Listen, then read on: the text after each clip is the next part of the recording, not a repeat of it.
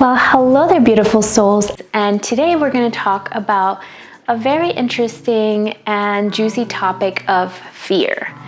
Now, fear is something that we all have to deal with as humans, but for those of us who are creative, who are putting our work out there in different ways, whether it's through your artwork or writing or even running a business, we get to experience fear almost on a daily basis. And I wanted to share a little story with you today about how facing your fears can actually liberate you and make you pretty much unstoppable.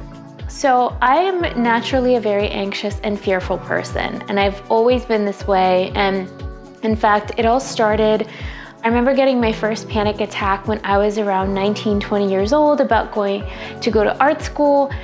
And I was waiting to hear if I was getting financial aid. And as you can imagine, this was a really scary time for me. I had no idea if I was going to be able to go to school. At the time, I was working and washing walls and windows for a family, and I'm grateful for the opportunity, but it definitely wasn't the future that I envisioned for myself, right? Like, I wanted to be a professional. I knew I had this passion for art, and I was willing to do what it takes to get there. But the thing is that I waited about 3 months to hear whether or not I got financial aid, whether or not I had a place to live, and eventually I did get notice that I was getting financial aid, however, did not cover housing. So that whole freshman year was riddled with fear and anxiety about what will happen, how will I go on, how will I pay for my bills, am I gonna make it? Honestly, it was one of the scariest times in my life, and I know like nothing really life-threatening was happening. I had places to stay, and I'm grateful for the spare bedrooms and basements and couches and even secretly dorm rooms, which wasn't allowed, but my friends snuck me in. And so as I got older and as I pursued entrepreneurship, the fear kind of stayed with me, I'll be honest with you. And I remember praying to God, putting on my vision board, creating like a manifesto of what I want my life to look like. And this included gallery exhibitions, selling my work. And at the time I had no idea how, right? Like, think back when you decided that you wanted to do something. Let's say you wanted to learn how to drive a car. You really don't know how you're gonna do it. You can't consciously make yourself imagine how you're gonna figure it out. It's one of those things where you kind of have to go do it, and that's how you learn. And it's a similar way with business or trying something or becoming an artist or leaving your day job. You rarely ever know how. And the trick is, what I've learned is to kind of dance with the worst case scenarios. And right now, I shared on an earlier vlog that I'm getting ready for multiple exhibitions, and this time around, I have this innate sense of peace. I have this innate sense of peace, and of course, I get a little overwhelmed some days. It definitely gets to be a lot. I also run a business, so coming in here whenever I can, whether it's in the morning or in the evening, is really important. Obviously, like with painting, you just have to show up. There's no thinking about painting. Like, obviously, I do my research and inspiration, but at the end of the day, the most important thing is getting your butt in front of the canvas with a brush. But I noticed something different about this time around. I noticed that I'm very neutral. And when I used to get my first few exhibitions where I had to create the work for the show, I would get so nervous. Imposter syndrome would come in, feelings of not good enough, worrying about what if they hate it. All the insecurities would surface, and it was pretty tough to kind of, show up. Like, I would be nervous. But once I start painting, all the thoughts tend to kind of dissipate and I get in the flow zone. Well, a few years ago, I almost lost an exhibition. This was one of my biggest fears because I always had this fear that I'm gonna make something and the people are gonna hate it, or something will happen to, quote unquote, pull the rug from under me. And the reason why I'm sharing this is because when I was younger, I have a little bit of trauma to deal with like things being taken from me. I'm not gonna get into that on this episode, I'm healed from that, but a part of me still gets this kind of trigger whenever I fear that an amazing opportunity is just gonna get snatched from me. Like, when I get good news, rarely, like in the beginning, now I'm learning to be joyful about it and neutral about it. But in the beginning, I would get excited first, and then I would like get really scared. I'm like, oh my gosh, what if it goes away? And the same thing would happen when I made my first like legitimate sums of money.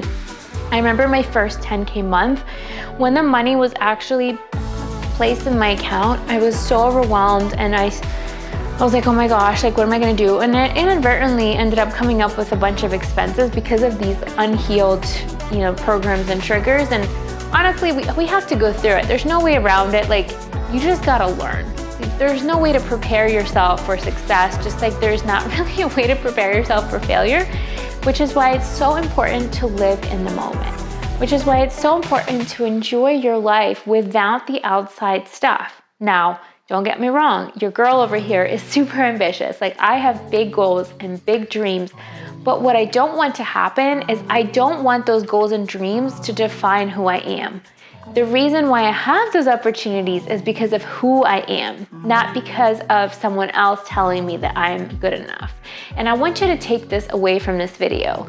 So next time you're showing up in front of your canvas, next time you're creating, I want you to pretend like you're already the most successful version of you that you could ever be. You're in the MoMA, you're in the Met, and that version of you probably won't be worried about getting something taken from you or being disappointing to someone, right? Like, that version of you is calm and just knows you gotta show up, your work is already expected and celebrated, and it's your job to just do the best you can in this moment. Which is why I've been able to create these exhibitions with more peace this time around, and I'm feeling pretty prolific. In fact, I'm having fun. I'm even pushing the subject matter a little bit, so I'm sure that's gonna be a different video. But going back to what I was about to share is 2 years ago, I had an exhibition with an awesome gallery. It ended up working out, but there was a moment for about 2 days where I thought the show was canceled. And the thing is that it was in another country, and people have flown in to see the show. I had people from all over Europe coming in, and even my boyfriend's family, my friends, Alicia was there, and it was the biggest fear of my life to know that people were there to support me, and then this thing would be canceled. But what happened was the show ended up going on. It was awesome. I had a lot of fun. But then we had so much fun living life, having wine at these French bistros, going to museums, going to Crazy Horse, the burlesque show, hanging out with Sean's mom and her older friend Sheila, who's in her 70s and is amazing. The show was a success and it was great, but it was literally just part of this whole big experience of life. So I don't want us to lose sight that every moment of our day is living. Every moment of our day has a potential to be art and creative in some way. And yes, celebrate the big moments. Yes, have big business and art career ambitions, but just remember why you're doing it.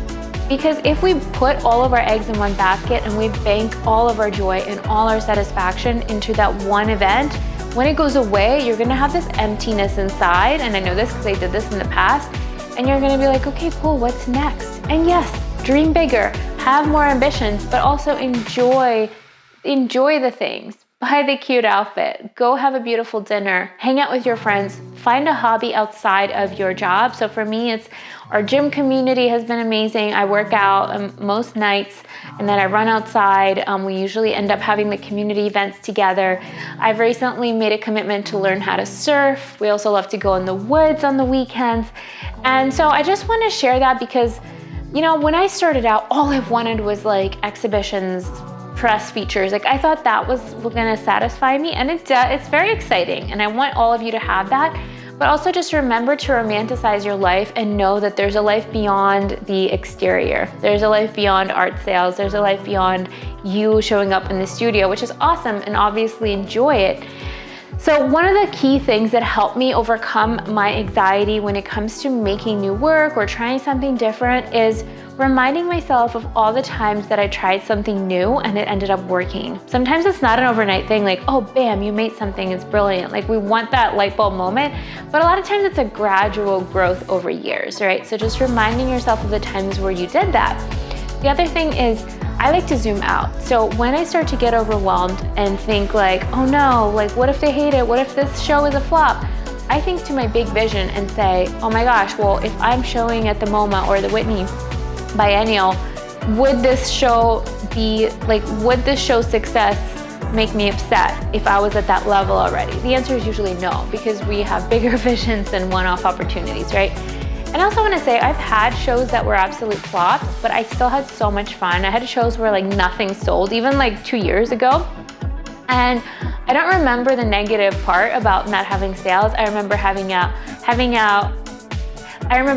with our friends, going out to dinner afterwards, talking with new people about my work and the person I was exhibiting's work.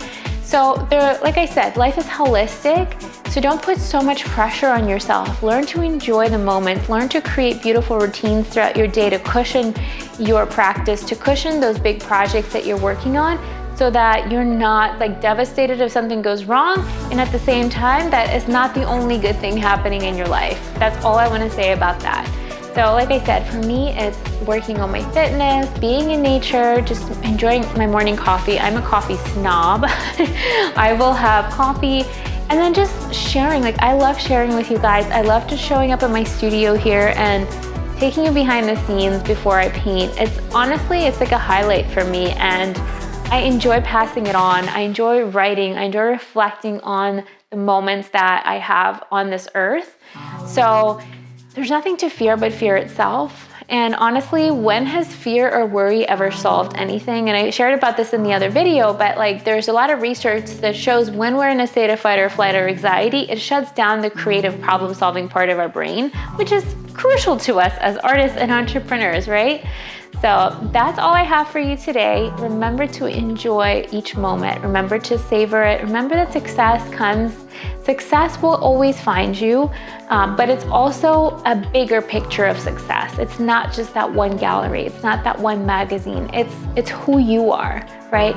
We all heard stories of people who became very wealthy and successful and then lost everything and gained it all back again. It's because they believe in themselves. It's because they know who they are, and they always see opportunity in every negative situation. So that is the energy we're embracing, knowing we cannot fail, we cannot F it up.